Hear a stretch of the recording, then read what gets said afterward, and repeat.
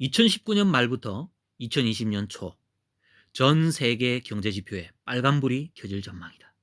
동시에 트럼프 대통령은 중국, 독일, 일본 등 모든 나라로 화살을 돌릴 것으로 예상된다. 특히 한국, 일본 등 우방국을 비롯해 힘겨루기 중인 중국 등 아시아 국가들의 책임을 묻고 비난할지 모른다. 이 말들은 제가 한 말이 아니고요. 투자의 대가 짐 로저스의 예측입니다. 지난 11월 한국에서 출간된 한 책에 나오는 표현입니다. 황소를 쓰러뜨릴 베어마켓이 온다라는 소제목을 단 파트에서는요. 이런 표현이 나옵니다. 2020년 11월에 있을 대선에서 재선에 성공하기 위해서 그는 트럼프 대통령을 말하죠. 본격적인 무역 전쟁을 벌일 준비가 되어 있으며 관계국의 계산이 마무리된 청구서를 발송할 것이다. 최근에 트럼프 대통령은 한국에 엄청난 청구서를 내밀었죠. 그리고 유럽의 동맹국들에게도 청구서를 내밀었습니다. 또한 남미의 국가들에게도 엄청난 관세를 매기겠다고 청구서를 내밀었습니다. 최근에 이러한 트럼프 대통령의 행동들을 생각하면서 짐 로저스의 책을 읽는 순간 깜짝 놀랄 수밖에 없었습니다.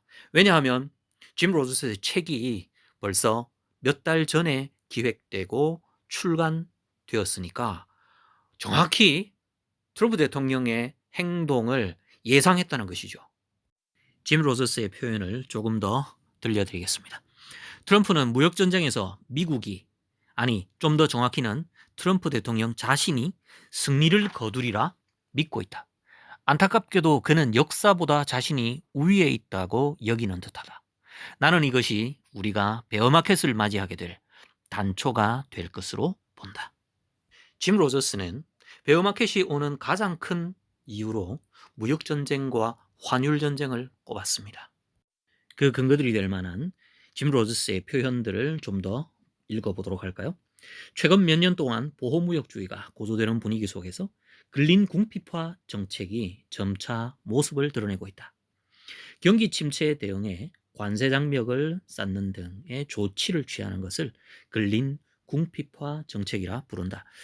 자, 이 근린 궁핍화 정책은요, 좀 더 쉬운 말로 이웃나라 거지 만들기 정책이다. 이렇게 흔히들 표현을 많이 하죠.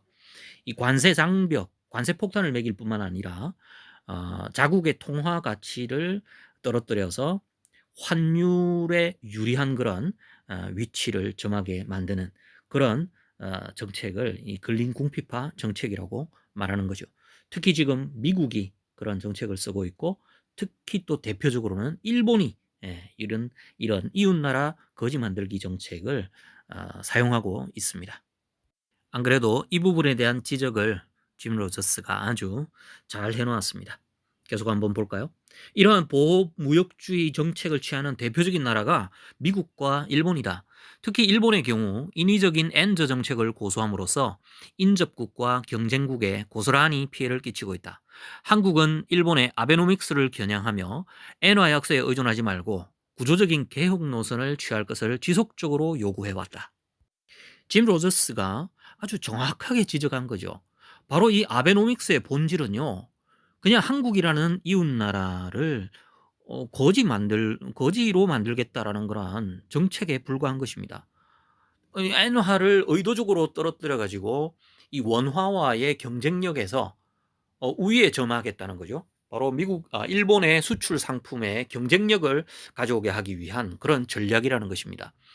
환율에 있어서 엄청난 유리한 고지를 점해서 세계 시장에서 일본산 제품의 경쟁력을 높이려고 하는 그런 인위적인 정책이었다는 거죠. 결국 짐 로저스는 일본에 대하여 이런 경고까지 내놓습니다. 한번 볼까요? 심지어 최근에는 일본에서 한국을 백색 국가에서 제외하는 등의 수출 규제를 일으키며 무역 분쟁을 일으키고 있다. 아베 내각이 내수 경제를 회복시키겠다며 내놓는 정책들의 결과다. 하지만 이러한 조치는 1930년대 경제 대공황 사태를 낳은 위험 요소이기도 했다는 사실을 깨달아야 한다. 즉 장기적으로 봤을 때 일본은 오히려 자국 경제를 갉아먹는 중이라는 의미다. 어쩌면 아베노믹스와 트럼프노믹스는 상당히 닮은 꼴이 아닌가라는 생각을 해보게 됩니다. 짐 로저스의 경고가 이 미국과 일본에게 거의 비슷하게 적용되고 있다는 사실을 통해서도 알 수 있게 되죠. 결국 짐 로저스가 예측하고 있는 이 베어마켓, 가장 강력하게 경고를 날리고 있는 대상 국가들은 바로 미국과 일본이라는 사실을 알 수가 있습니다. 물론 베어마켓이 오는 주요한 원인들은 여러 가지가 있을 수 있습니다. 오늘 이 시간에는 짐 로저스의 예측 가운데 단 하나의 원인만을 살펴보았습니다만, 그의 책에는 여러 가지 이유들을 설명해 나가고 있습니다. 자, 궁금하신 분들은 그의 책을 참고하시길 바랍니다. 이 시간은 여기서 마무리하도록 하겠습니다. 코멘트 TV였습니다. 감사합니다.